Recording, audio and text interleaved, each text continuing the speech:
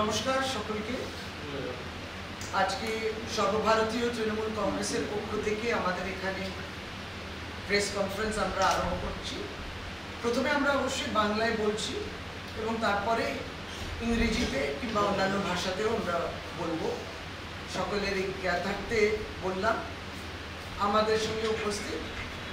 সঙ্গে উপস্থিত শ্রী কুণাল ঘোষ, যিনি আমাদের সর্বভারতীয় তৃণমূল কংগ্রেসের স্পোক্সম্যান, এবং আজকে অত্যন্ত পজিটিভ যে বিষয়টা রয়েছে সেটা হচ্ছে যে এনসিআরবি ডেটা, এবং এই বছরের এনসিআরবি তার ডেটা মধ্যে দিয়ে বলে দিয়েছে যে কলকাতা এই নিয়ে যেমন 2020-তে ঠিক সেইভাবে 2021-তেও পরপর টানা 2 বছর সেফেস্ট সিটি। শুধু তাই নয়, আপনারা মনেও রাখবেন যে 2018 এবং 2020, 2021 এই পরপর যে আছে বছরগুলো কলকাতা কিন্তু সেফেস্ট সিটি ছিল। খুবই গুরুত্বপূর্ণ বিষয়, কারণ কলকাতাকে তো কালিমালিপ্ত করার চেষ্টা, পশ্চিমবাংলাকে কালিমালিপ্ত করার চেষ্টা।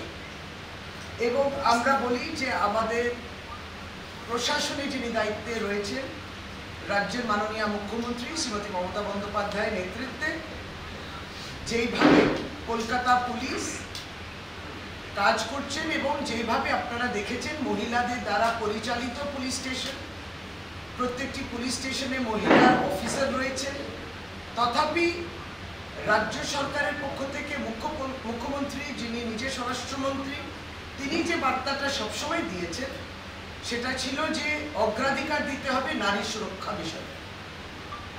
এইটা আরো তাৎপর্যপূর্ণ, কারণ যখন এনসিআরবি এরকম একটা ডেটা দেয় তখন নিশ্চয়ই আমরা বলি যে এই ডেটা তো সর্বভারতীয় ডেটা, এবং তাতে তারা যখন এই ডেটাটা রিলিজ করে এটা বর্ধিত, এবং এমন নয় যে রাজ্য সরকার কিছু বাড়িয়েছে, কারণ আমাদের বিরোধী পক্ষ তো সবসময় যে কোনো ডেটা, প্রথমত তো তাদের কাছে ডেটা থাকে না, অনেক গুরুত্বপূর্ণ বিষয়, এবং সংসদেও আমরা দেখেছি তারা উত্তর দিতে পারে না, কিন্তু যখন ডেটা বেরোয় তখন যেটা তাদের পছন্দ হয় না, অপছন্দ থাকে, সেগুলোকে অস্বীকার করে। তাহলে আমাদের যেটা বলা যে কোনটা তারা স্বীকার করবেন অস্বীকার করবেন তো দূরের কথা, কিন্তু একটা চিন্তার ভাঁজ যিনি দেশের স্বরাষ্ট্রমন্ত্রী তার কপালে নিশ্চয়ই পড়া উচিত। কারণ দিল্লি হয়ে যাচ্ছে সবচেয়ে ডেঞ্জারাস সিটি, সবচেয়ে আনসেফ সিটি, নিরাপদ নয় ওই শহর মহিলাদের জন্য এবং মেয়েদের জন্য, সেটাও এনসিআরবি বলে দিয়েছে। আর দিল্লি পুলিশ তার দায়িত্ব নেবে না? দিল্লি পুলিশ যাকে রিপোর্টিং করে, অর্থাৎ কেন্দ্রের যে মিনিস্ট্রি ফর হোম অ্যাফেয়ার্স, স্বরাষ্ট্র দপ্তর, তাকে রিপোর্ট করবে, এবং তার দায়িত্বে রয়েছেন কেন্দ্রীয় স্বরাষ্ট্রমন্ত্রী শ্রী অমিত শাহ। এর দায়িত্বটা তিনি নেবেন কিনা এই প্রশ্নটা অবশ্যই থাকবে। কিন্তু একজন মহিলা হিসেবে, এবং দেশের মানুষ নিশ্চয়ই চিন্তিত, মহিলাদেরকে সুরক্ষিত রাখা এটা প্রত্যেকই প্রশাসনিক কর্তা তার দায়িত্ব, কেন্দ্র সরকারেরও দায়িত্ব। কিন্তু অদ্ভুতভাবে যারা প্রতিনিয়ত রাজনীতি করেন, দেখা যাচ্ছে যে বিজেপি শাসিত রাজ্যগুলোতে এই সংখ্যা যেন নারীদের উপরে, মহিলাদের উপরে যে অপরাধ, সেই সংখ্যা অনেক বেশি। যেমন আসামে দেখলাম, যেমন গুজরাটে দেখা যাচ্ছে, যেমন গোয়াতে দেখা যাচ্ছে, আর যেমন হিমাচল প্রদেশে দেখা যাচ্ছে। কোনো ঘটনা কোথাও কোনো রাজ্যে কোনো শহরে হওয়া উচিত না, কিন্তু হাথরস, উন্নাও, প্রয়াগরাজ, দিল্লি ক্যান্টনমেন্টে যেটা হয়েছিল, কাঠুয়া সহ আরও অনেকগুলো, যেটাতে সর্বভারতীয় তৃণমূল কংগ্রেস সহ সকলেই অত্যন্তভাবে বিব্রত। আমরা সেই জায়গা থেকে বলি যে আজকে কলকাতা শহরকে যেভাবে প্রশংসিত করা হয়েছে যে এখানে মহিলারা সুরক্ষিত, সেই তথ্যটা আপনারা ইতিমধ্যে পেয়েছেন, এবং আমরা আমাদের দলের পক্ষ থেকেও এটা আপনাদের সামনে উত্থাপন করা। কিন্তু তার সাথে সাথে এই দুদিন আগে শ্রী কুণাল ঘোষ এবং ডক্টর কাকলি ঘোষ দস্তিদার আর আমরা শ্রী পার্থ ভৌমিক এবং আমি গিয়েছিলাম, এবং কুণালদার আমরা গিয়েছিলাম একবারই উত্তর 24 পরগনায় কাশীপুর গ্রামে। কাশীপুর থেকে আরেকটু হেঁটে গিয়ে, কখনো টোটোতে গিয়ে আমরা একেবারেই ইন্ডো বাংলাদেশ যে বর্ডার আছে সেই সীমান্তে পৌঁছেছিলাম। কি ঘটনা ঘটেছিল? বিএসএফ জওয়ানের হাতে নির্যাতিতা হয়েছিলেন মহিলা। আমরা নিজে সরজমিন দেখে এলাম যে ঘটনাটা কোথায় ঘটল, এবং একেবারে জিতপুর গ্রামেতে মানুষের সঙ্গে কথা বললাম। মানুষ এবং মহিলারা কতটা যে আতঙ্কিত সেই চিত্রটা আমরা দেখি। বিএসএফ দ্বারা যে নির্যাতন হচ্ছিল প্রতিদিন প্রতিনিয়ত তারা শিকার, প্রতিনিয়ত তাদের জীবনের আর্থিক সম্বল জোগাড় করার জন্যে তাদেরকে আপোষ করতে হচ্ছে। এটা অত্যন্ত ভয়ানক পরিস্থিতি, এটা আমাদের খুব বেদনা দিয়েছে। এবং বিএসএফ, আবারও বলি, কেন্দ্রের স্বরাষ্ট্রমন্ত্রী সেটা দেখার কথা, এবং তিনি তারপর থেকে আমাদের দাবি থাকা সত্ত্বেও কোনো, আমরা দেখলাম শুধু আমাদের দাবি কেন, এই ঘটনার উপরেও তার কিন্তু কোনো রকম বিবৃতি আমরা দেখি। অর্থাৎ আমাদের যে বর্ডার সিকিউরিটি ফোর্স, যে বর্ডারগুলোতে নিরাপত্তার দায়িত্বে রয়েছে, তাদের হাতে যদি নির্যাতন হয় তাহলে কে সুরক্ষিত? এই জায়গায় আমরা দাঁড়িয়ে রয়েছি প্রশ্ন নিয়ে। সুতরাং এটা একটা বিষয়। একটা হচ্ছে কলকাতাকে সবচেয়ে সেফ সিটি বলা, এবং দিল্লিতে সেখানে দুটো একদম পাশাপাশি যদি বসিয়ে দিন, ভয়ানক, দিল্লিতে ভয়ানক পরিস্থিতি। আমরা সত্যি চিন্তিত। কুণালদা, আপনি আমরা তো স্পষ্ট করে বলছি, এনসিআরবি তথ্য আসার পর যে সুশাসন, নারী শিক্ষা, নারী সুরক্ষা, সুশাসন, নারী সুরক্ষা এবং আইন শৃঙ্খলা কিভাবে ঠিক রাখতে হয়, নরেন্দ্র মোদী এবং অমিত শাহজি ভারতবর্ষের একমাত্র মহিলা মুখ্যমন্ত্রী মমতা বন্দ্যোপাধ্যায়ের কাছ থেকে শিক্ষা নিন। মমতা বন্দ্যোপাধ্যায়ের কাছ থেকে শিক্ষা নিন কিভাবে আইন শৃঙ্খলা ঠিক রাখতে হয়। খুব সংক্ষেপে যে তথ্য এনসিআরবি দিয়েছে, যদি 21-এর হিসাবও ধরা হয়, কলকাতায় খুনের সংখ্যা 45, 4-5, আর দিল্লিতে 4-5 আছে, পাশে আর একটা 454। অর্থাৎ কলকাতায় যদি 45টি খুন রেকর্ডেড থাকে, দিল্লিতে রেকর্ডেড খুন হচ্ছে 454। ধর্ষণের ঘটনা, অভিযোগ কলকাতায় 11, দিল্লিতে 1226, এবং নারী নির্যাতন কলকাতায় 127, দিল্লিতে 1023, ডাকাতি কলকাতায় 3, দিল্লিতে 25।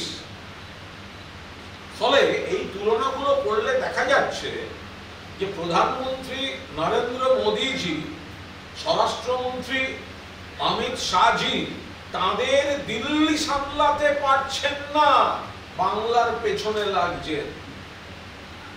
ফলে তাদের উচিত ভারতবর্ষের একমাত্র মহিলা মুখ্যমন্ত্রী, তাকে কিভাবে প্রতিহিংসার রাজনীতির শিকার করা যায় সেটা না করে তার কাছ থেকে সুশাসনের শিক্ষা নেয়া।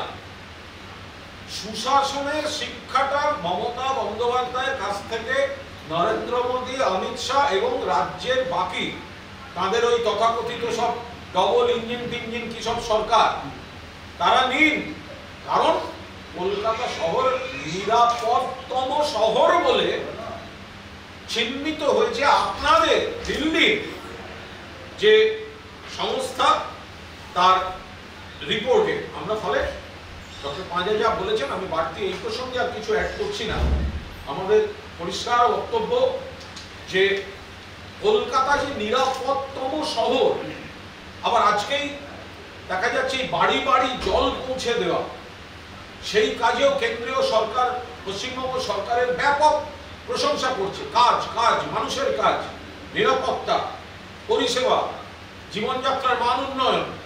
তো এতে পাল্লা দিতে না পেরে তারা যে উৎসাহগুলি করছেন, নারী নির্যাতন সারা ভারতে দেখা যাচ্ছে নরেন্দ্র মোদীর সরকার আসার পর তার হার বেড়ে গিয়েছে। দেখা যাচ্ছে নারী নির্যাতনে 1 নম্বর জায়গায় আছে অসম, যেটা ভারতীয় জনতা পার্টির সরকার। দেখা যাচ্ছে গুজরাট, সেখানে দিনে 5টি করে নারী নির্যাতনের ঘটনা ঘটে চলেছে। সেই জায়গায় দাঁড়িয়ে পশ্চিমবঙ্গ মহিলাদের জন্য সুরক্ষিত। যে ঘটনা সামান্যতম ঘটলেও সেখানে ব্যবস্থা হচ্ছে, পুলিশ প্রশাসন ব্যবস্থা নিচ্ছেন। ফলে সারা ভারতবর্ষের মধ্যে আমরা বিজেপির যে নেতারা এখানে সব উৎসাহ করেন, অন্য দলের যারা আছেন, তারা যদি কেন্দ্রীয় সরকারের রিপোর্টগুলি দেখে নেন তাহলে দেখা যাবে কলকাতা শহর, পশ্চিমবঙ্গ তাদের ঐতিহ্য গরিমা অব্যাহত রেখেছে এবং মানুষের নিরাপত্তা এবং নিরাপদে থাকার ক্ষেত্রে কলকাতা শহর ভারতবর্ষের মধ্যে শ্রেষ্ঠ শহরের হিসেবে, নিরাপদতম শহর হিসেবে চিহ্নিত হয়েছে। আমরা অনুরোধ করব প্রধানমন্ত্রী এবং স্বরাষ্ট্রমন্ত্রীকে, আরে অন্যের বিরুদ্ধে প্রতিহিংসা পরে দেখবেন, আগে নিজেদের শহর সামলান, নিজেদের দেশ সামলান। সারা দেশের তুলনায় পশ্চিমবঙ্গ ভালো আছে। যখন করোনা লকডাউনের পর সারা দেশে মাথাপিছু আয় রোজগারের গড় বেরোয়, দেশের গড়ের থেকে উন্নত গড় থাকে পশ্চিমবঙ্গে, মানুষের হাতে টাকা পৌঁছচ্ছে, মানুষ ভালো আছে। যখন কেন্দ্রীয় সরকার পঞ্চায়েত থেকে শুরু করে বিভিন্ন দপ্তরে রিপোর্ট দেন, প্রথম পুরস্কার পশ্চিমবঙ্গ, দ্বিতীয় পুরস্কার পশ্চিমবঙ্গ, তৃতীয় পুরস্কার পশ্চিমবঙ্গ। আবার যখন দেখা যায় এই ধরনের অপরাধের মানচিত্র আসে, তখন দেখা যায় কলকাতা শহর নিরাপদতম। ফলে বাংলার বিরুদ্ধে কুৎসা, বাংলার বিরুদ্ধে মিথ্যাচার, বাংলার বিরুদ্ধে ষড়যন্ত্র, বাংলার বিরুদ্ধে অর্থনৈতিক অবরোধ, এগুলো করার আগে দেশ সামলান, দিল্লি সামলান। আর সুশাসনের জন্য এই রিপোর্টের প্রেক্ষিতে, যে রিপোর্টটি প্রকাশিত হয়েছে তার ভিত্তিতে সুশাসনের জন্য মমতা বন্দ্যোপাধ্যায়ের কাছ থেকে শিক্ষা নিন দেশের প্রধানমন্ত্রী এবং স্বরাষ্ট্রমন্ত্রী।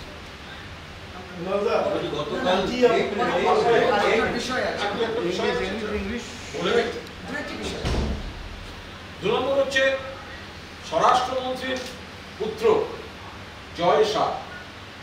পরিষ্কার দেখা যাচ্ছে ভারত পাকিস্তানকে পরাজিত করছে ক্রিকেটে। ভারতবাসীর পক্ষে একটা গর্বের জায়গা, উন্মাদনা। ক্রিকেট তো বটেই, সেখানে একটা দেশকে ভালোবাসার আবেগ সেখানে বেরিয়ে পড়ছে। খেলা হচ্ছে অন্য জায়গায়, ভারত পাকিস্তানকে হারিয়ে ক্রিকেটে মধুর প্রতিশোধ নিচ্ছে এবং ভিডিও বলছে জয় শাহজি ভারতের পতাকা হাতে নিতে চাইছেন।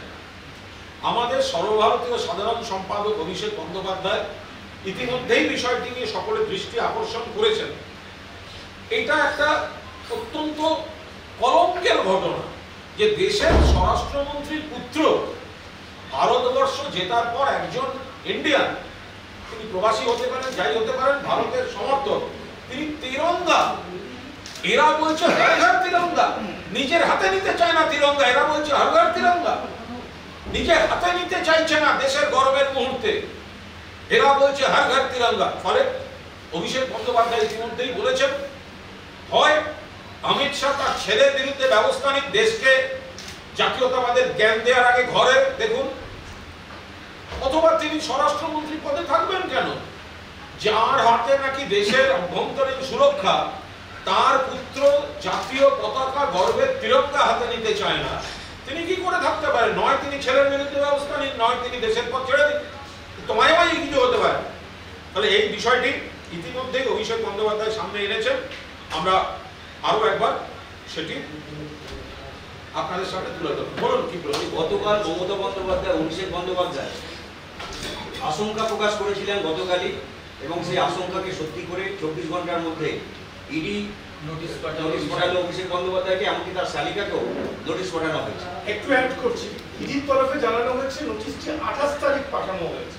যে তারিখেই পাঠানো, আমাদের কথা খুব পরিষ্কার, সেটা হচ্ছে অভিষেক বন্দ্যোপাধ্যায়ের ক্ষেত্রে আমরা খুব স্পষ্টভাবে বলি, 21 সালের বিধানসভা নির্বাচনের আগেও আমরা দেখেছি প্রধানমন্ত্রী নরেন্দ্র মোদী থেকে শুরু করে, স্বরাষ্ট্রমন্ত্রী অমিত শাহজি থেকে শুরু করে, জেপি নাড্ডাজি থেকে শুরু করে, ওনাদের যতজন সারা দেশ থেকে যতজন এসছেন, আর এখানকার এই চারানার নেতারা, তারা আক্রমণ করতেন অভিষেক বন্দ্যোপাধ্যায়। মমতা বন্দ্যোপাধ্যায়ের বিরুদ্ধে কুৎসা আর অভিষেক বন্দ্যোপাধ্যায়কে আক্রমণ। টার্গেটকে অভিষেক। কেন অভিষেক? না বিজেপির গলার কাঁটা। কেন গলার কাঁটা? না বাংলা দখল করতে মমতা বন্দ্যোপাধ্যায় নেত্রী আর তার সেনাপতি অভিষেক বন্দ্যোপাধ্যায়।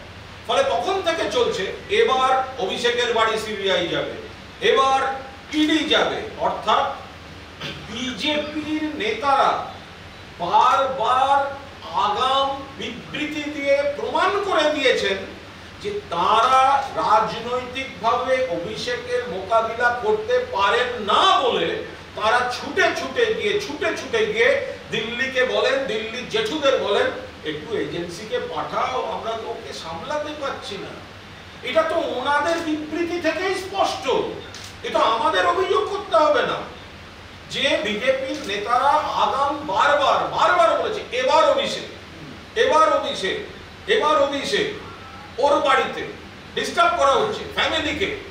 ফলে অভিষেকের ক্ষেত্রে এটা যে সম্পূর্ণ রাজনৈতিক উদ্দেশ্য প্রণোদিত একটা চক্রান্ত, এটা বিজেপি বিধানসভা নির্বাচনের আগে থেকে নিজেরা প্রমাণ করে দিয়েছে। এবং অভিষেক এই চক্রান্তের মোকাবিলা করতেও একাই 100, ইস্পাত কঠিন স্নায়ু নিয়ে মোকাবিলা করছে। ইতিমধ্যেই ইডি দফতরে হাজিরা দিয়েছে, দীর্ঘ জেরার মুখোমুখি হয়েছে এবং সেই দীর্ঘ জেরা থেকে বেরিয়েও সে কিন্তু মাথা উঁচু করে তার বিজেপি বিরোধী অবস্থান সে অটুট রেখেছে। এবং এবারও ডাক পাওয়ার পরেও সে যখন টুইট করছে তাতে দেখা যাচ্ছে যে বিজেপির অপশাসন স্বরাষ্ট্রমন্ত্রীকে আক্রমণ করে অভিষেক ব্যানার্জিকে সামান পাঠিয়ে, এজেন্সি দিয়ে ডেকে পাঠিয়ে, চাপ দিয়ে, হয়রান করে তার স্ত্রীকে, তার আত্মীয়দের, এবং এই খবরগুলো আগে দিয়ে দেওয়া হচ্ছে। অর্থাৎ আগে একটা সামাজিক নেতিবাচক প্রচার এজেন্সিকে সামনে রেখে বিজেপি তৈরি করছে। আপনি বিজেপিকে জিজ্ঞাসা করুন আপনার এজেন্সি কি করছে। সিবিআই এর এফআইআর নেম শুভেন্দু অধিকারী আপনাদের সঙ্গে ঘুরে বেড়াচ্ছে, তার কাছে তো সিবিআই ইডি যাচ্ছে না। কেন যাচ্ছে না? কারণ শুভেন্দু মাথা নিচু করে গ্রেফতারি এড়াতে বিজেপির পায়ে পড়ে গিয়েছে। আর অভিষেক বন্দ্যোপাধ্যায়কে কিছুতেই নিয়ন্ত্রণ করা যাচ্ছে না, তাই তাকে হ্যারাসমেন্ট চালাও। দেখুন আইনের পথে চলবে, অভিষেক ও আইনের পথে লড়ছেন, কিন্তু আইনের পথে চলার পাশাপাশি যেভাবে 2021 সালের বিধানসভা নির্বাচনের আগে থেকে মমতা বন্দ্যোপাধ্যায়ের বিরুদ্ধে কুৎসা এবং নির্দিষ্টভাবে অভিষেক বন্দ্যোপাধ্যায়কে টার্গেট করে একের পর এক মিথ্যা অভিযোগ এনে তার সামাজিক সম্মানহানি, তাকে মানসিক চাপ দেওয়ার চেষ্টা করা, এই ধরনের কুৎসিত কাজ বিজেপি এবং দিল্লি চালিয়েছে, সেই প্রক্রিয়াটাই অব্যাহত থাকছে। এই সব করে অভিষেক বন্দ্যোপাধ্যায়কে দমন করা যাবে না। বাংলার মানুষ, বিজেপি তো রাজনৈতিকভাবে বলছে, এটা তো রাজনৈতিক, বিজেপির নেতারা আগে বলছেন এরপর অভিষেকের বাড়ি নোটিশ যাবে, এরপর অভিষেকের স্ত্রীর কাছে নোটিশ যাবে। কারা বলেছে? আগে বিজেপি নেতারা বলেছে। তো আপনারা তো এটা রাজনীতিতে পরিণত করে দিয়েছেন। ফলে বাংলার মানুষও আপনাদের রাজনৈতিকভাবে এর যথাযথ জবাব দেবেন। ইডি বলছে 28 তারিখ পাঠিয়েছে নোটিশ, বিরোধীরা বলছে যে ওটা জেনেই অভিষেক বন্দ্যোপাধ্যায় মঞ্চ থেকে আক্রমণ করেছে। মঞ্চটা তো 28 তারিখ যদি ওরা নোটিশ পাঠিয়েছে বলে থাকে, তাহলে এই 28শে অগস্ট তৃণমূল ছাত্র পরিষদের প্রতিষ্ঠা বার্ষিকী পালন হবে। সেটা কি অজানা? সেটা তো আগে থেকে ঠিক ছিল। তো তৃণমূল ছাত্র পরিষদের মঞ্চে সেখানে বিপুল জমায়েত হবে, অভিষেক বন্দ্যোপাধ্যায় বিজেপিকে আক্রমণ করবেন, এ তো খুব স্বাভাবিক ব্যাপার। এটার সঙ্গে আবার বিজেপির বিকৃত প্রচারের কি সম্পর্ক? আর এই বিরোধীরা হচ্ছে দিশাহীন। যখন আমাদের মাননীয় মুখ্যমন্ত্রী কোন প্রশাসনিক দায়বদ্ধতা, প্রশাসনিক দায়িত্ব পালনে দিল্লি যান, তখন বলেন সেটিং। আর এই এখন যখন অভিষেকের কাছে পাঠানো হচ্ছে, তখন এরা আবার লাফাতে শুরু করেছে। তা আপনারা সোমবার কি বলবেন, মঙ্গলবার কি বলবেন, বুধবার কি বলবেন, একটা ধারাবাহিকতা থাকবে তো। অভিষেক বন্দ্যোপাধ্যায়কে যে তারিখেই নোটিশ পাঠানো হয়ে থাকুক, প্রশ্নটা হচ্ছে বিধানসভা নির্বাচনের আগে থেকে অভিষেককে টার্গেট করেছিল। বিধানসভা নির্বাচনের পর গোয়ারা হারার পর বিজেপি যখন বুঝতে পারছে বাংলায় মমতা বন্দ্যোপাধ্যায়ের নেতৃত্বে, অভিষেক বন্দ্যোপাধ্যায়ের সেনাপতিত্বে সিনিয়র জুনিয়র সবাই মিলে একটা দুর্ভেদ্য দুর্গ, তখন অভিষেককে হিট করার চেষ্টা হচ্ছে বারবার। এবং 28শে অগস্ট অনেক আগে থেকে তৈরি করা এই কর্মসূচি বহু দশকের পুরনো, সবাই জানেন সেদিনকে কোন দিন থাকে। তারপরে 29শে অগস্ট এবার সোমবার, তাই ওখানে সমাবেশ হয়েছে। তো সেই সময় সেখান থেকে তো অভিষেক বন্দ্যোপাধ্যায় বিজেপিকে আক্রমণ করবেন, দিল্লিকে আক্রমণ করবেন, এটা স্বাভাবিক ব্যাপার। তার সঙ্গে নোটিশ আজ এলো কাল এলো, এর সময় কি মানে কি, এটা তো হতেই পারে। এই সংক্রান্ত একটা বলে অভিষেক বন্দ্যোপাধ্যায়ের স্যারিকাকে দিল্লিতে নয় কলকাতায় ইডিকে জিজ্ঞাসাবাদ করতে হবে, কলকাতা হাইকোর্ট এই নির্দেশ দিয়েছে। সেই সঙ্গে তার বিরুদ্ধে কোনো কড়া ব্যবস্থা নেওয়া যাবে না, এটাও কলকাতা হাইকোর্ট বলেছে। দেখুন, এটা পুরোদস্তুর আইনি ব্যাপার, এটা অভিষেক তার পরিবারের বিষয়। যে অংশটা আইনি প্রক্রিয়া, তার মধ্যে আমাদের কোনো মন্তব্য নেই। বলছি, যেটা বিজেপি প্রশিক্ষণ শিবির চলছে সেখানে বলা হয়েছে, শীর্ষ নেতৃত্ব তারা বলেছেন যে ইডি বা সিবিআই এর সঙ্গে কোনো রাজনীতির যোগ নেই, এটা বিজেপিকে রাস্তায় নেমে সাধারণ মানুষকে বোঝাতে হবে। বিজেপির বৈদিক ভিলেজে যে প্রশিক্ষণ শিবির চলছে, এটা কিসের প্রশিক্ষণ শিবির সেটা আমাদের কাছে স্পষ্ট নয়। হাউ টু সুইম, সাঁতার কিভাবে শিখবেন, হাউ টু ইউজ স্পা কিভাবে শরীরের ভালোর জন্য ব্যবহার করবেন, এর যে প্রশিক্ষণ শিবির বৈদিক ভিলেজে চলছে বিজেপি, তার ফাঁকে তারা অন্য কি কথা বলছে তার কোনো রাজনৈতিক গুরুত্ব আছে বলে আমরা মনে করি না। বিজেপি নেতারা বারবার প্রমাণ করে দিয়েছেন ইডি আর সিবিআই ছাড়া তারা পা ফেলতে পারেন না। তারাই তো বারবার জনসভায় বলেছেন এবার দেখা যাবে, এবার যাচ্ছে, এবার পাঠানো হচ্ছে, এবার দেখা যাবে। কে বলেছে? বিজেপি বলেছে। ফলে এটা প্রশ্নাতীতভাবে প্রমাণিত যে সিবিআই আর ইডি কি করবে এগুলো বিজেপি আগে থেকে জানে, সেই জন্যই তারা এই কথাগুলি বলতে পারছে। ফলে ওই সাঁতার শেখা, স্পা ব্যবহার, জীবনশৈলীর চর্চা, এসবের জন্য যে বৈদিক ভিলেজে যে উৎসবটি হচ্ছে, ফলে সেখান থেকে রাজনৈতিক তারা কি বললেন না বললেন কোনো ওই শিবিরেই বিজেপির এই রাজ্য থেকে 3 জনের প্রতিমন্ত্রী তারা উপস্থিত নেই, অনেক সাংসদ উপস্থিত নেই, এমএলএ উপস্থিত নেই, যদিও তারা আমন্ত্রিত। মন্ত্রীরা গড় হাজির একজন চিন্তন শিবির তো কিন্তু খুব চিন্তার বিষয়। ওই চিন্তন শিবিরে খুব বিজেপি নিজেদেরই চিন্তার বিষয়। আপনারা বিশ্লেষণ করলেন, আপনারা ব্যাখ্যা দেখে নিন তারা কিভাবে নিজেদেরকে মানে একটা আত্মরক্ষা করার চেষ্টা করছে। চিন্তন বিফল, একদমই মানে অসফল। যেমন কুনালদা বললেন, ওনাদেরই নদিয়ার একজন নেত্রী বলছে যে এখানে বিজেপি কর্মীদের পাশে দাঁড়ায় না কেউ, আর তারা ওই বিলাসবহুল একটা উৎসব করছেন 3 দিন ব্যাপী। তাদের কর্মীরাই বলছে, যদি কেউ কর্মী থাকে 2-1 তো করছে। পঞ্চায়েত নির্বাচন নিয়ে তারা নিজেদের সংগঠনকে আরো মজবুত করতে চাইছে। জেলায় জেলায় এবার তারা যাচ্ছে যে পঞ্চায়েতের আগে বুথ লেভেল কমিটি আরো স্ট্রং করতে হবে তৃণমূলের বিরুদ্ধে লড়াই করতে। তাদের বিজেপি এটা ওরা পঞ্চায়েত নিয়ে আলোচনা। বিজেপির বুথ কমিটি আর গরুর গাড়ির হেডলাইন দুটোই কিন্তু সমান। কারণ তাদের না আছে বুথ, না আছে কমিটি, গোষ্ঠীতে বিভক্ত। এদিকে সুকান্ত বিজেপি, ওদিকে দিলীপ বিজেপি। এই তো এক্ষুনি আমরা এক সহকর্মী আমাদের বিজেপির একটা পোস্ট দেখালেন, তাদের একটা কর্মসূচি ফেসবুকে দিয়েছেন, তাতে আবার দিলীপ বাদ, দিলীপ ঘোষ বাদ। আমার খারাপ লাগছে, আমার পূর্ণ সহানুভূতি দিলীপ ঘোষের প্রতি। এই যে সকালবেলা ঘুম থেকে উঠে সকাল 7টার মধ্যে তিনি তৃণমূলের বিরুদ্ধে বিষোদ্গার করতে যান মমতা বন্দ্যোপাধ্যায়ের তৈরি করা ইকো পার্কে সুস্থ অক্সিজেন নিতে নিতে, তারপরেও এই তার প্রতিদান। পোস্টারে দলবদলু শুভেন্দু আছে, ট্রেনি সভাপতি সুকান্ত আছে, আর দিলীপ ঘোষকে বাদ দিয়ে দিল। এরপরে দিলীপ বাবু ওখানে আপনি যেতে পারবেন? আপনার একটু আত্মসম্মানে লাগবে না? তাহলে এই সকাল থেকে যে আপনার প্রলাপ তৃণমূলকে আক্রমণ করে এই যে নানা ধরনের আপনার ভেসে থাকার লড়াই একেবারে ডুবিয়ে দিল এরা। ওই যে বিজেপির যে কর্মচারী পরিষদ আছে তারা আরটিআই করে জানতে চেয়েছে যে মমতা বন্দ্যোপাধ্যায় যে বিভিন্ন পুজো কমিটিকে 60,000 টাকা অনুদান দেওয়ার কথা বলেছেন, সেই টাকা কোন ফান্ড থেকে আসছে আর টিআই করে যাবে? দেখুন, কে কি করছেন সেটা তাদের ব্যাপার।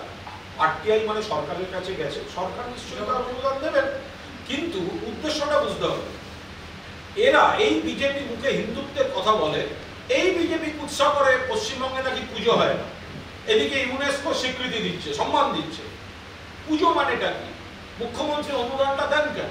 পুজো মানে তো শুধু ধর্মীয় আচার নয়, পুজো মানে একটা অর্থনীতি। বাংলার, গোটা বাংলার যে জিডিপি, তার একটা উল্লেখযোগ্য অংশ এই পুজো অর্থনীতির মধ্যে জড়িত। পুজো অর্থনীতি মানে কুমোরটুলির মৃৎশিল্পীদের যে বৃত্ত, সেখান থেকে শুরু করে ডেকোরেটর, যারা আলোর কাজ করেন, যারা মাকে সাজানোর কাজ করেন, নতুন পোশাক আশাকের কাজ করেন, যারা ঢাকি গ্রাম থেকে আসেন, বিপুল সংখ্যক মানুষের কর্মসংস্থান, আয় বাড়ানো, এটার সঙ্গে পুজো অর্থনীতিটা জড়িত।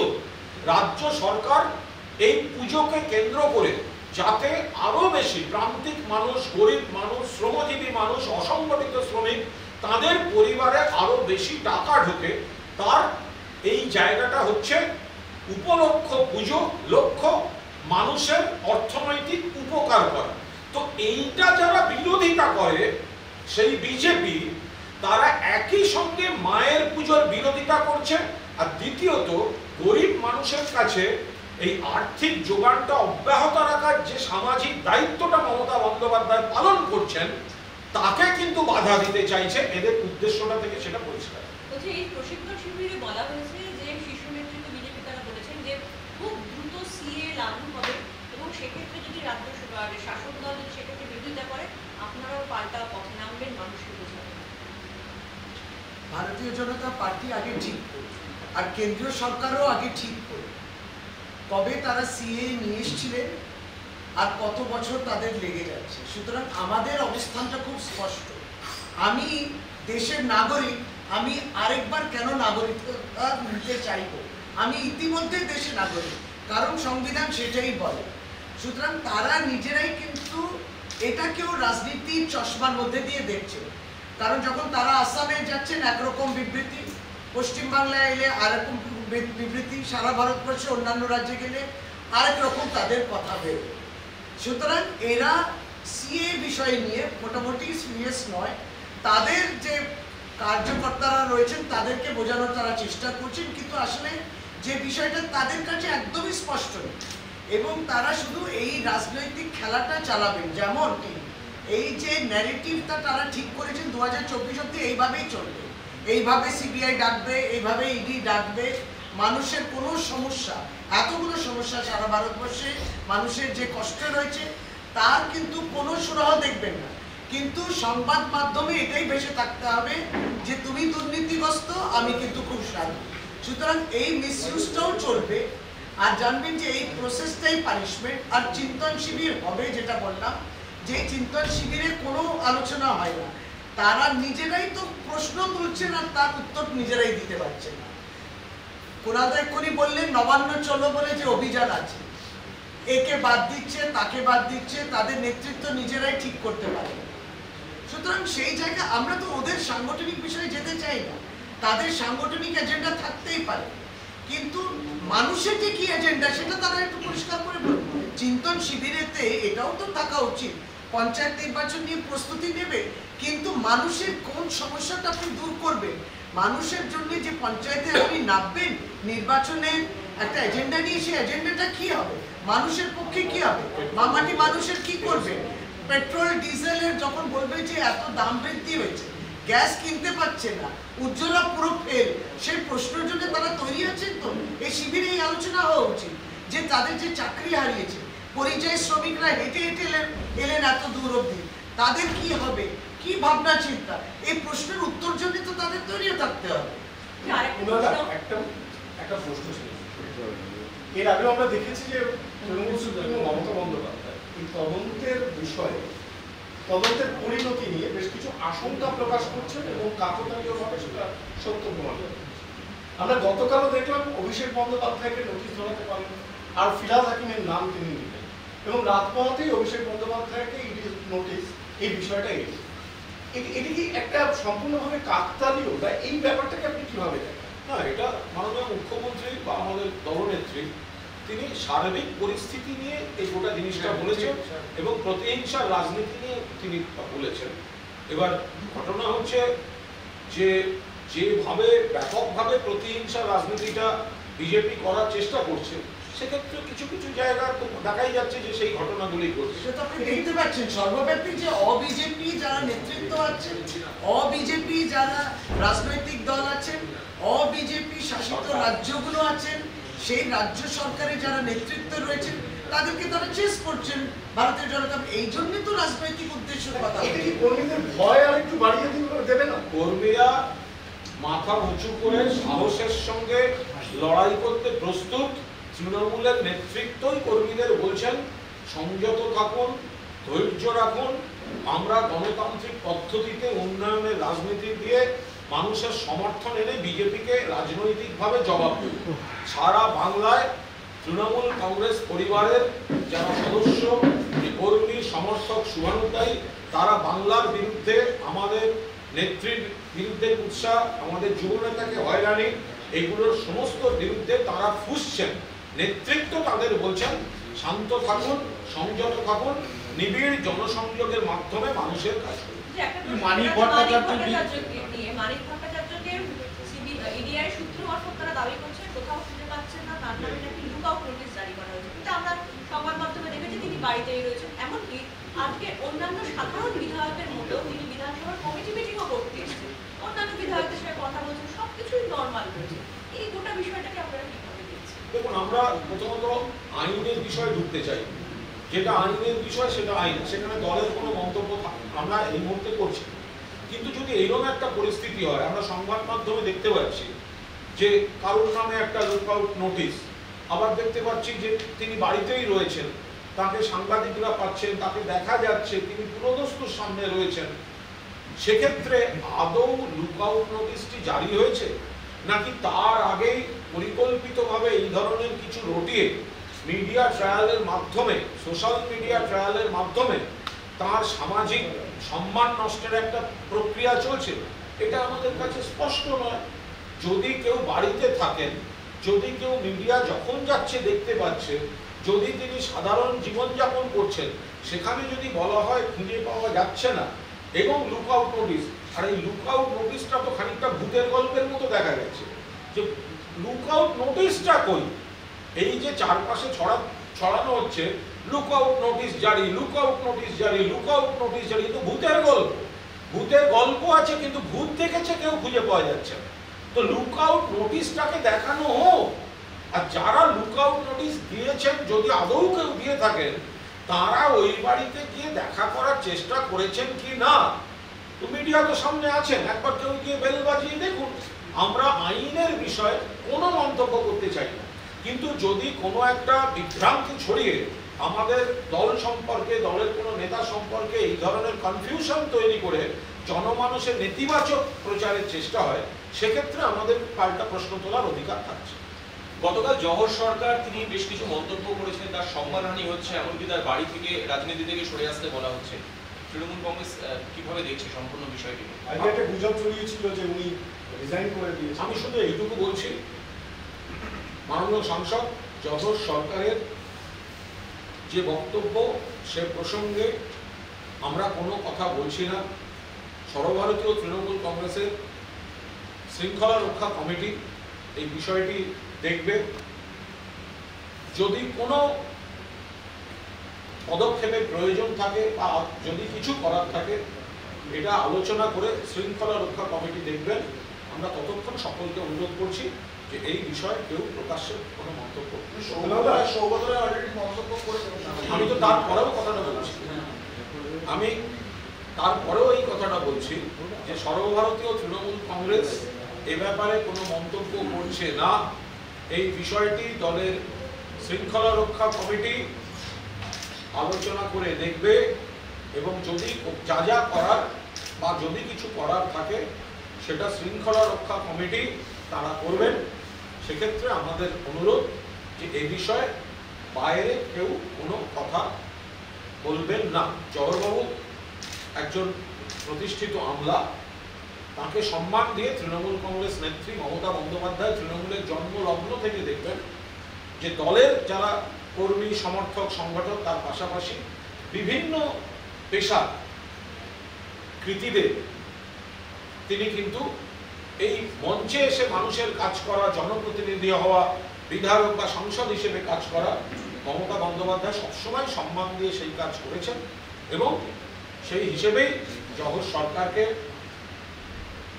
সম্মান দিয়ে মমতা বন্দ্যোপাধ্যায় তাকে এই ভূমিকায় এনেছেন।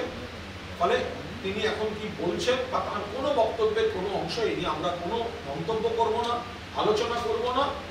এটা প্রয়োজনে দলের শৃঙ্খলা রক্ষা কমিটি সেটি আলোচনা করে যা দেখা যায়। ওনারা একটা মামলা হয়েছে মমতা বন্দ্যোপাধ্যায়ের মানে পরিবার ঘনিষ্ঠদের তাদের সম্পত্তি বৃদ্ধির সময় কালকে মঞ্চ থেকে আমরা মমতা বন্দ্যোপাধ্যায়কে বলতে শুনেছিলাম যে সবাই আলাদা আলাদা থাকেন, উৎসবে আমরা মিলিত। তিনি কি কোথাও তার ওই পরিবার থেকে দূরত্ব তৈরি করতে চাইছেন রাজ্যের মুখ্যমন্ত্রী? এ ব্যাপারে কোনো মন্তব্যই করবো না, কারণ যা প্রথম পরিষ্কার কথা হচ্ছে বলেছেন নিজে মমতা বন্দ্যোপাধ্যায়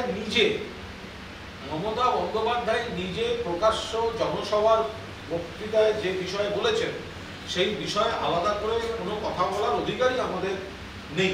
আর মামলা হাজার রকম হতে পারে, সেই কোর্টের ব্যাপার হতে পারে। সরকার কেন দিয়ে দিচ্ছে না তা নিয়ে আজকে কোঅর্ডিনেশন কমিটি এবং কনফেডারেশন তারা যে কর্মবিরতি পালন করছে। আচ্ছা, রাজ্য সরকার দিচ্ছে English.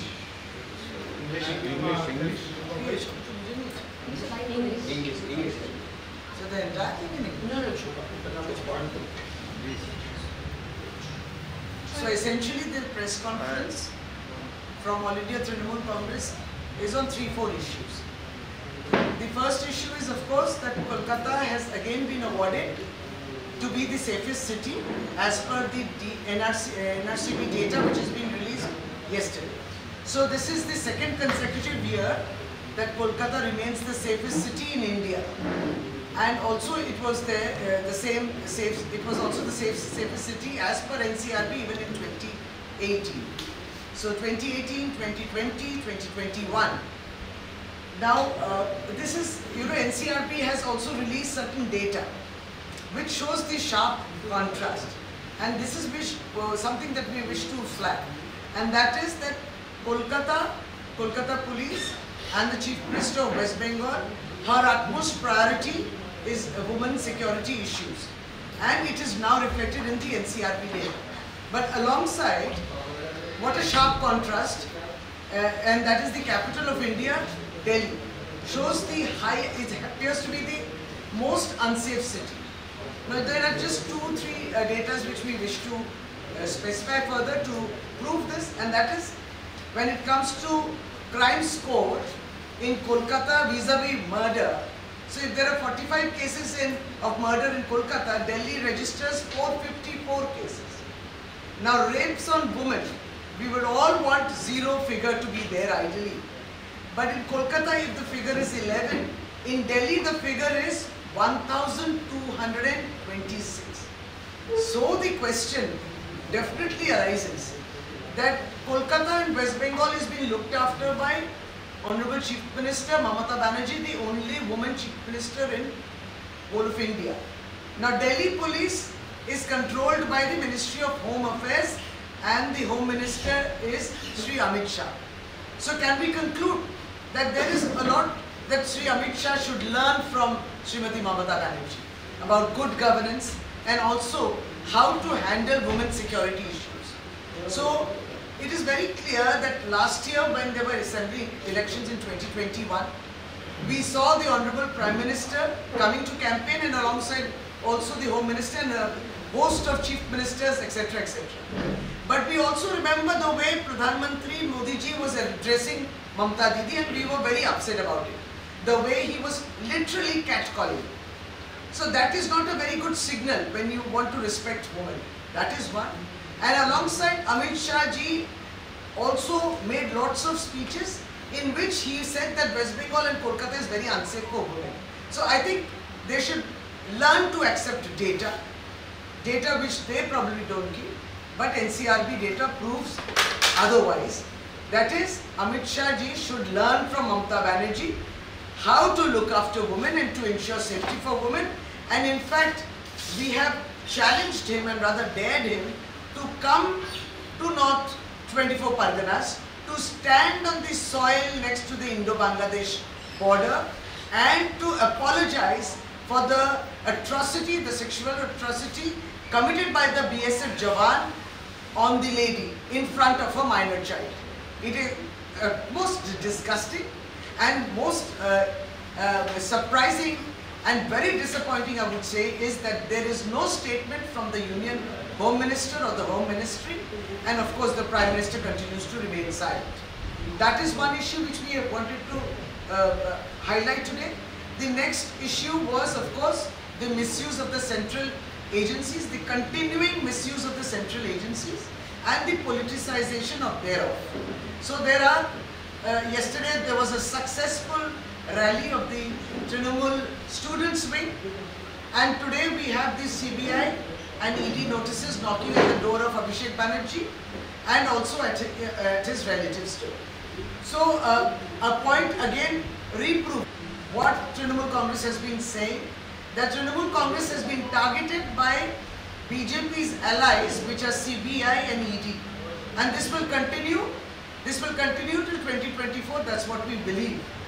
Our All India Trinamool Congress chairperson Mamata Banerjee was addressing the rally yesterday, and she did mention, because these are apprehensions, but you know what is very I would say worrying is apprehensions when they become reality, and this is what BJP is doing.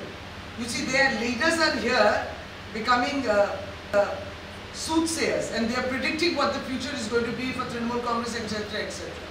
And that CBI will go to your door, ED will go to your door, etc. But somehow CBI and ED continues to maintain a very safe distance from the BJP corrupt leaders, which includes Shubhendu Adhikari, the leader of the opposition in West Bengal. So this was another issue that we wanted to say, that there is definitely a misuse. CBI convictions are very low. Mamata Banerjee has said there is absolute zero tolerance to corruption, but somehow the process remains to be questioned, because the process appears to be the punishment. And continually to brand Trinamool Congress and to show it in poor light is basically the political agenda of CBI, ED, which is of course being dictated by the BJP. Now obviously we have seen that leaders from other non-BJP states are also, their political parties are also being targeted. It's all in the domain. Now the third issue, which is very important, is we are very proud of our cricket. We are very proud of our football, everything. India, there was a match which was happening day before, and India won. So we are very proud as Indians. We should excel in every sport. We feel so proud to hold the Indian flag. We are very nationalistic. We are very emotional about it. We need not be told to put our Har Tiranga. It comes from the heart. But astonishingly, the Home Minister, who was dictating and teaching and preaching about nationalism and how you should install the national flag in every house, could not teach his own son to hold the national flag, especially when everybody in the crowd there watching the match, the concluding match, the cricket match, and when India won, we saw his son, the Home Minister's son, the Union Home Minister's son, Jai Shah, did not, rather refused to hold the Indian flag, to wave it, to show that yes, we are proud that India has won. So I think Amit Shah ji has a lot of work in his hands. One is to ensure the national security, also to ensure that his BSF Jawans don't go around raping people, and also to improve the law and order situation in Delhi, and alongside to teach nationalism to the member of his family. So these were three issues that we wish to highlight today. Rest the questions were there. আরেকটা সংযোজন করে দিচ্ছি, আমরাও একটা টাইমিংয়ের প্রশ্ন তুলছি যে 2021 সালে বিধানসভা নির্বাচনের আগে এই যে দিল্লি থেকে প্রধানমন্ত্রী, স্বরাষ্ট্রমন্ত্রী, সারা দেশের নেতারা ইলেক্ট হলেন, তারপর তো হেরে গেলেন। তৃণমূল কংগ্রেস তৃতীয়বারের জন্য জিতল। আমরা কি দেখলাম যে 21 সালে বিধানসভা নির্বাচনের ঠিক পরে ভোরবেলা সিবিআই চলে গেল তৃণমূলের দুই মন্ত্রীকে বাড়ি থেকে তুলে আনা হলো, অ্যারেস্ট করা হলো। কেন হলো? ভোটের রেজাল্টের পরেই প্রতিহিংসা বলা হবে না, ভোটের রেজাল্টের পরেই তৃণমূলের সরকার তৈরি হলো, তারপরেই ভোরবেলা গিয়ে এবং একই মামলায় সিবিআই এরই এফআইআর নেম শুভেন্দু অধিকারী তাদের দলে বসে আছে, সেখানে কোনো ব্যবস্থা নেই। আবার আমরা দেখলাম 21শে জুলাই বিরাট সমাবেশ হলো এবার, ঠিক তার পরের দিন 22শে জুলাই আবার তৃণমূলের এক নেতার বিরুদ্ধে পদক্ষেপ। আমি সেই পার্টটায় ঢুকছি না, সেটা আইনত ঠিক ভুল, এ তো আইনের পথে চলবে, কিন্তু আমি টাইমিং বলছি। 21শে জুলাই সমাবেশ 22, আবার দেখা গেল 29শে অগস্ট বিরাট সমাবেশ, সঙ্গে সঙ্গে 30। এখন তলবি নোটিশে কোন তারিখ লেখা আছে সেটা তো বিচার্য নয়, সে তো একটা চিঠি আমরা আজকেও পেতে পারি, সেটা 3 দিন আগে ডেট বসানো আছে। তো ফলে এটা কি করে হতে পারে যে একটা করে তৃণমূল সাফল্য পাচ্ছে, জনসংযোগ দেখাচ্ছে, জনসমাবেশ দেখাচ্ছে, আর তারপরেই যখন একটা স্টেপ হচ্ছে তাতে প্রমাণিত হয়ে যাচ্ছে যে এটা পুরোদস্তুর প্রতিহিংসার রাজনীতিটা, তার প্রেক্ষাপটে দাঁড়িয়ে এই আক্রমণটা হচ্ছে। লাস্ট পয়েন্ট বলছি, গত মার্চ এবং এপ্রিল মাসে একটি বাসন্তী এবং কালিয়াচকে দুটো বিস্ফোরণের ঘটনা হয়, তার এনআইএ তদন্ত করতে হবে সে দাবি করে আজকে কলকাতা হাইকোর্টে একটা জনস্বার্থে মামলা হয়েছিল।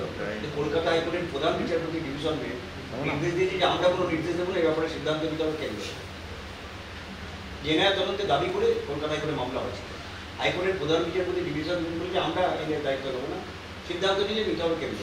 হ্যাঁ, এখানে প্রথম কথা হাইকোর্টের রায় বা অবজারভেশনের উপর আমাদের কোনো বক্তব্য নেই, কিন্তু এই যে কথায় কথায় কোনো ঘটনা ঘটলে সঙ্গে সঙ্গে এটা কেন্দ্রের কোনো এজেন্সির হাতে তুলে দেওয়ার জন্য যে একটা প্রবণতা দেখা যাচ্ছে, সেটা সকলেরই উচিত পুনর্বিবেচনা করা। আলটিমেটলি কেন্দ্রের পরিসংখ্যান বলছে যে রাজ্যের পুলিশ ভালো কাজ করছে। এর আগেও একাধিক ক্ষেত্রে দেখা গেছে, হাইকোর্ট কিন্তু এর আগের ঘটনাটা সিবিআই দেননি, তিনি বলেছেন তখন এই সিআইডি তদন্তে আস্থা ছিল। ফলে কলকাতায় যেমন নিরাপত্তম শহর, দিল্লিতে অনেক বেশি খারাপ ঘটনা, তো তেমনি একটা ট্রেন্ড হচ্ছে, সেটা বিজেপি করুক বা বিজেপির লেজুড় হয়ে সিপিএম আর কংগ্রেসের কিছু আইনজীবী লম্বজম্ব করেন, তারা নিজেরা লড়তে পারেন না, তো শূন্য থেকে মহাশূন্যের দিকে যাচ্ছেন। এই যাত্রাপথে তারা তখন মনে হয় যে কেন্দ্রের কোনো এজেন্সিকে যদি এখানে ডেকে আনা যায়। আদালত কি বলেছেন বা বলেননি তার উপর আমাদের কোনো মন্তব্য নেই, কিন্তু এই রাজ্যের যে তদন্তের প্রক্রিয়া বা এখানকার যে পুলিশি ব্যবস্থা, এটার মোটের উপর অনেক জায়গার থেকে ভালো। ফলে রাজ্যের হাতে থাকলেও রাজ্য ফয়সালা করে দেখিয়ে দিতে পারে। Thank you. Ma'am, one question. The opposition is now hitting out, saying that where Chief Minister Mamata Banerjee has named new districts, formed new districts, they're trying to delete the history of Murshidabad by changing the name. What would you say? The idea of increasing the number of the districts is for good governance, and it is proven. So these are administrative decisions which are taken to ensure a clean and a very efficient administration, to reach out absolutely to the grassroots. It's as simple as that. Now when somebody wants to manipulate something or doesn't have an answer or did not have this idea, that such a wonderful idea, then they try to disclaim it, or they try to underrate it, and this is one of them. You see, legacy and history and cultural heritage is something Mamata Banerjee realizes and understands the most. Why don't we question as to why leaders in the central government and in the center are always trying to distort history, Indian history. We have seen that quite often. So we should actually be questioning why they are the ones who are the ones distorting history. Here no heritage, all heritage is being conserved and paid utmost respect. Thank you.